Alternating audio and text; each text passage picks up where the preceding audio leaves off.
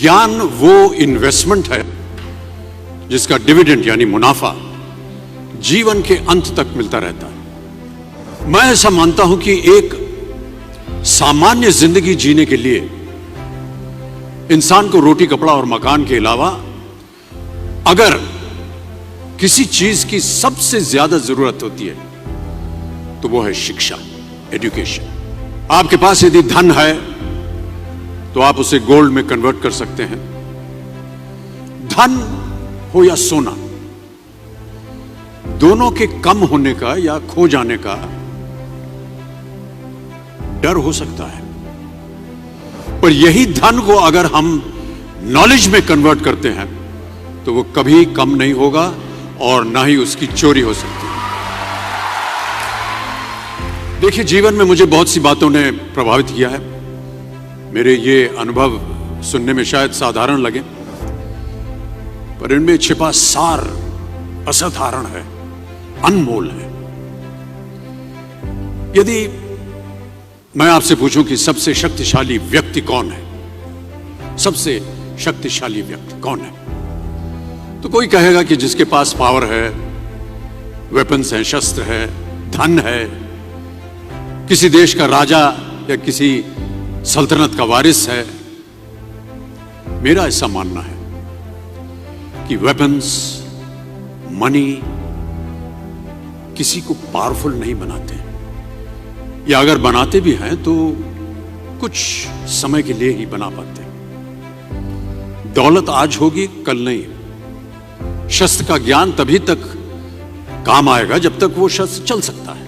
Once it is used it becomes absolute. पर शास्त्र का ज्ञान कभी नहीं रुकता। Knowledge can never be obsolete. शास्त्र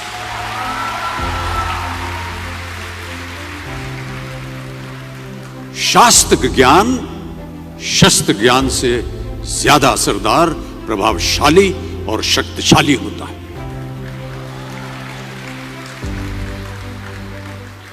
अब देखिए, एक राजा ने कितने राज्यों पर विजय प्राप्त की, कौन कौन से शस्त्रों का इस्तेमाल किया, कितने सैनिक थे, यह शायद आपको याद न हो, पर जीरो की खोज किसने की, बल्ब का आविष्कार किसने किया, राष्ट्रगान किसने लिखा, ओथेलो मैकबेथ की रचना किसने की, ये आपको जरूर याद रहेगा।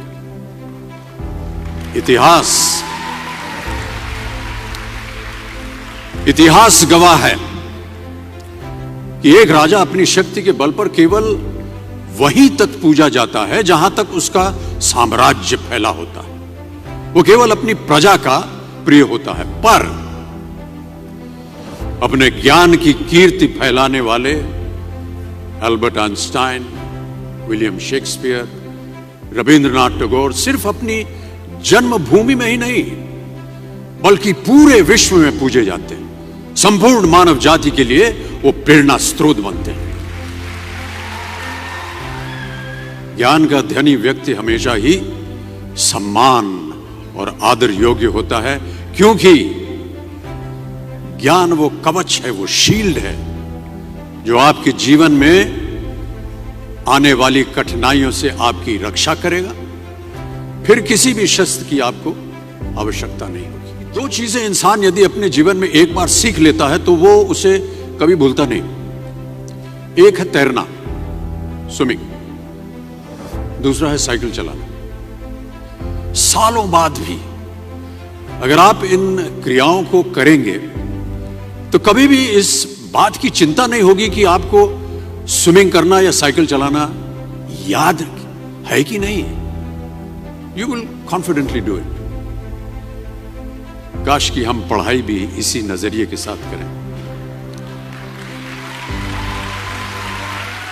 that when you will chase knowledge, numbers will always follow.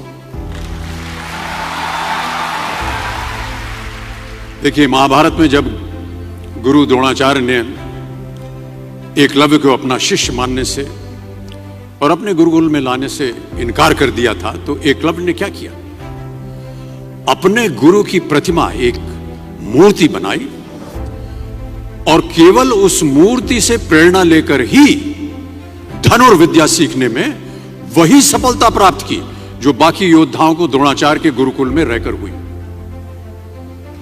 उस प्रतिमा के रूप में एकलव्य को हमेशा अपने गुरु के पास रहने का एहसास था।